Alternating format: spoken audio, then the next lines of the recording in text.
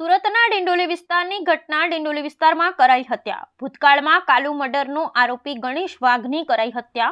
જૂની અદાવતમાં કરાઈ ગણેશ વાઘની હત્યા। સૂત્રો દ્વારા મળતી માહિતી મુજબ ભૂતકાળમાં દીવા નામના યુવકની હત્યા કરવામાં આવી હતી।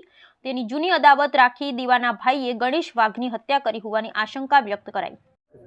આજરોજ ડિંડોલી પોલીસ સ્ટેશન વિસ્તારમાં જગદંબાનગર સોસાયટીમાં હત્યાનો એક બનાવ બન્યો છે। આ ઘટના અત્યારે સાંજના 8:30ની આસપાસની છે। આ ઘટનામાં જે મરણ જનાર છે એનું નામ ગણેશ વાઘ છે।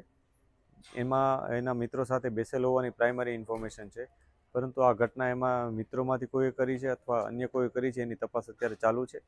જે આરોપી છે એની અમે જાંચ પડતાલ કરી રહ્યા છીએ। એને નજરે જોનાર કોઈ છે કે નહીં એ અથવા સીસીટીવી ફૂટેજ મારફત પણ અમે તપાસી રહ્યા છીએ। એક આરોપી છે કે કેટલા વધારે છે એ પણ અમે તપાસી રહ્યા છીએ। જે પણ માહિતી મળશે એ મુજબ આગળની કાયદેસરની કાર્યવાહી કરવામાં આવશે।